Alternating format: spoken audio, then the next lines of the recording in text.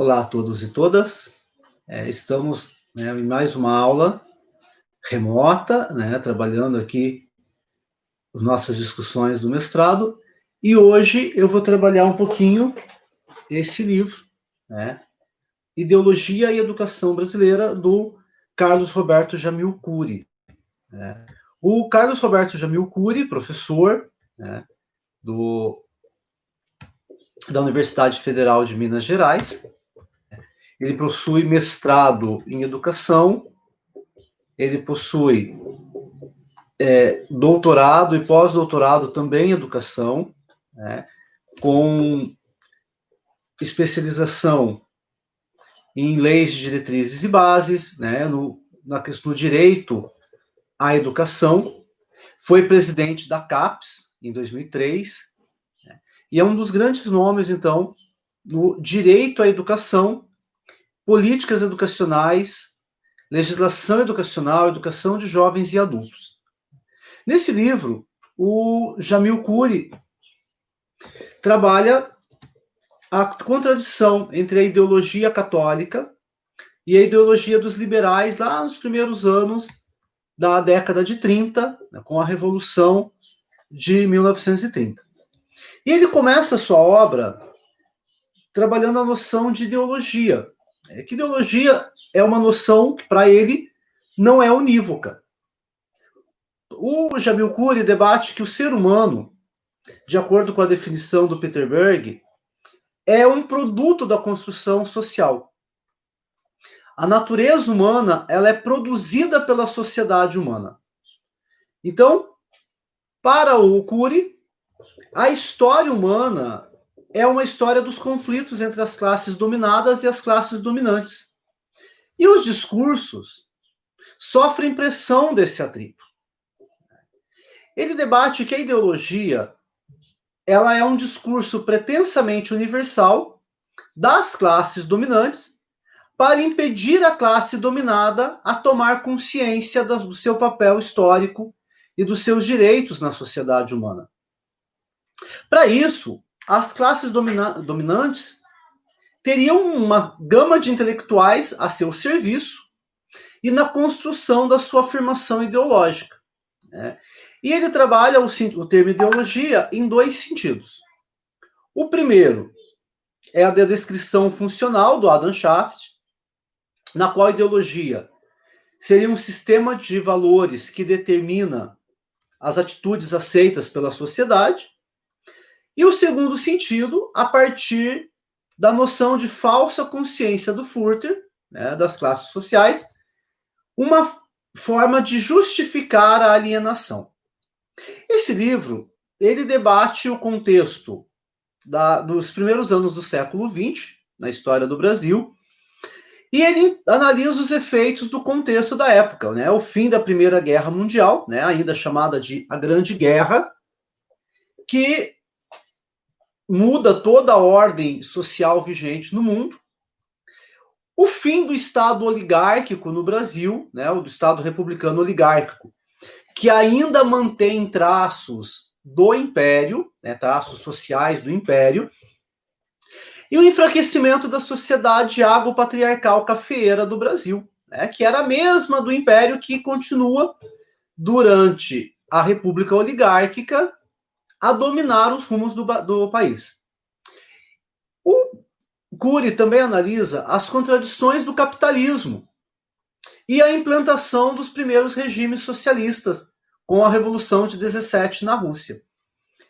Essas contradições, elas se manifestam nas insatisfações da classe operária, principalmente na nascente classe operária do Brasil, com a vinda de imigrantes, principalmente italianos e alemães, para o país, que trazem essas ideias socialistas, né, e as insatisfações do seu papel na sociedade brasileira. A insatisfação das camadas médias, das classes médias, principalmente as classes média urbana, que desejam ampliar a sua participação no poder, e também a insatisfação da classe dominante, que rejeita abrir mão dos seus privilégios. No meio disso tudo, o Estado tem por objetivo encontrar uma harmonia entre essas classes sem tirar privilégios da classe dominante e sem deixar a classe dominada também, então, à mercê, né, das suas misérias. Como a professora Vanessa sempre fala, se a classe dominada não tiver nada a perder, ela não tem medo de nada. Então, eles não podem deixar a classe dominada tão à mercê da miséria assim. Então, encontrar a harmonia entre esses atritos. A Revolução de 30 vai mudar a sociedade brasileira, por quê? Os grupos que vencem a Revolução, eles são grupos muito heterogêneos e passam a disputar esse vácuo de poder deixado pela elite cafeeira no Brasil. E a educação, que nesse contexto era um privilégio da elite, era um instrumento de perpetuação dessa elite no poder, ela deve se adequar ao novo equilíbrio de forças, mantendo a sua característica de atender os anseios e os privilégios da elite, mas também controlar a classe dominada, porque na elite surge o medo de que se essa mudança não fosse controlada, se essa mudança fosse uma mudança muito brusca, poderia se abrir uma brecha para as ameaças comunistas. Nesse contexto todo, entra a Igreja no Brasil. E a Igreja Católica, no início do século XX, ela tem o grande inimigo que é o modernismo. As encíclicas dos papas dos primeiros anos do século XX, Pio X, Leão XIII, eles vão enfrentar principalmente o modernismo, e vão tentar buscar conciliar a fé e a ciência. Também a Igreja vai buscar, nas encíclicas da doutrina social, principalmente na Rerum Novarum do Leão XIII, ela vai buscar ser uma voz contra o capitalismo individualista, onde ela vai condenar os exageros, condenar o apego ao lucro, o apego à exploração, o apego aos bens materiais, mas ela nunca vai condenar o capitalismo em si, porque ela quer manter os operários dentro da doutrina católica, mas afastados da doutrina comunista. Então, nesse ponto, a Igreja busca se fortalecer, a Igreja busca se reconhecer dentro desse novo contexto, qual o seu papel de combate a essa doutrina comunista que surge lá em 17 e que para a Igreja é o grande mal, juntamente com o modernismo. E o capitalismo, ele não passa despercebido, ele começa a sofrer uma série de críticas da Igreja a fim de manter o operário afastado do comunismo.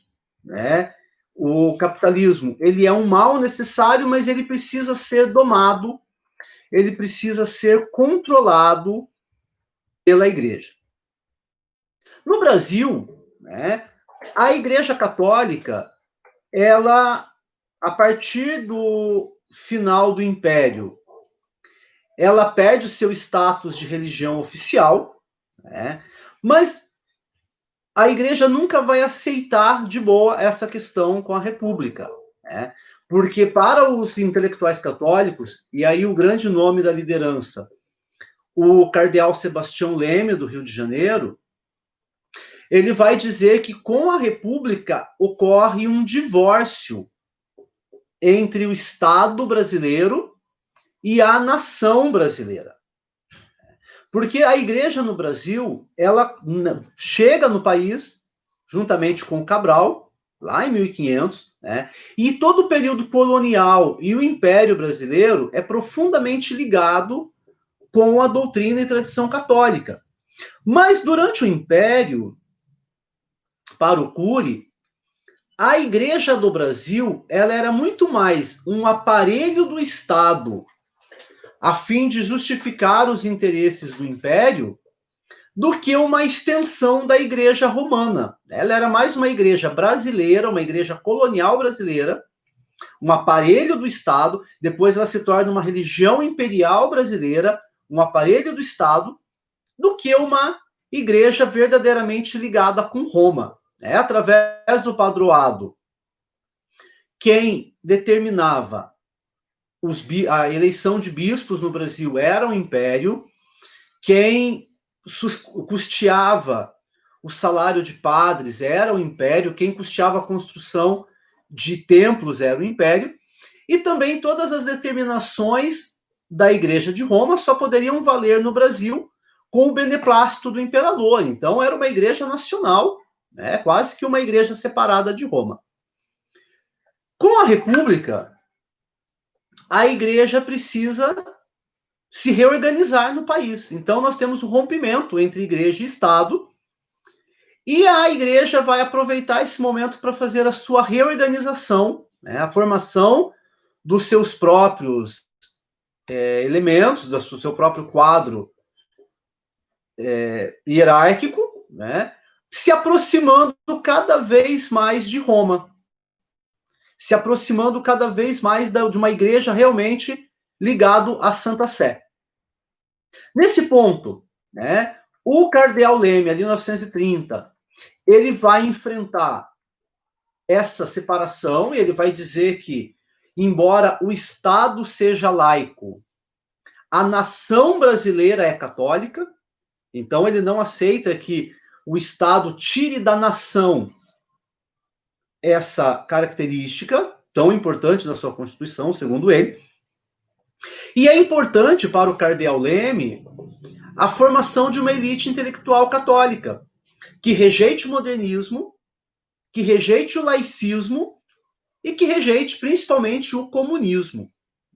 Nesse esforço, nós vamos ter então a fundação da revista Ordem, liderada por Jackson Figueiredo e pelo Tristão de Ataíde, que vão ter como objetivo cristianizar as elites do Brasil. Quando chega a Revolução de 30, Vargas percebe que ele não conseguiria reorganizar o seu aparato de Estado, a sua noção de Estado, sem o apoio da igreja. E a igreja também percebe, na Revolução de 30, aquele vácuo de ideologia que surge com os diversos grupos que nascem com a Revolução de 30, a igreja também percebe uma oportunidade de se reaproximar do poder. Essa reaproximação, ela é muito complexa, porque, primeiro momento, a igreja rejeita uma participação ativa na política, a igreja rejeita, inclusive, a tentativa da criação de um partido católico, a igreja não apoia um partido católico, a igreja não entra para valer na disputa política, mas ela consegue colocar os seus membros em vários grupos, em várias frentes.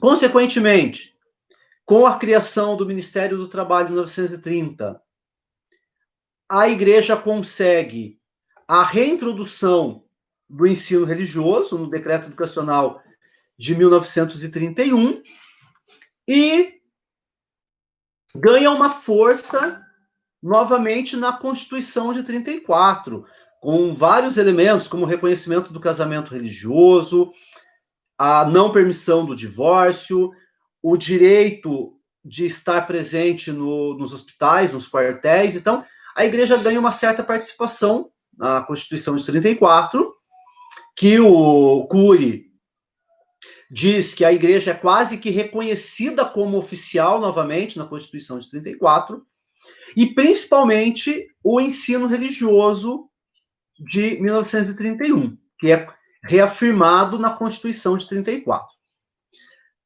A educação, no contexto de 1930, ela é vista como um elemento fundamental na construção desse novo Brasil, mas até 30 ela era voltada exclusivamente para a elite, ela era um elemento de fortalecimento da dominação da elite. Ela era exclusivista, ela era excludente, ela era elitista, Mas a partir de 30, nós vamos ter um desejo da luta contra o analfabetismo. Por quê?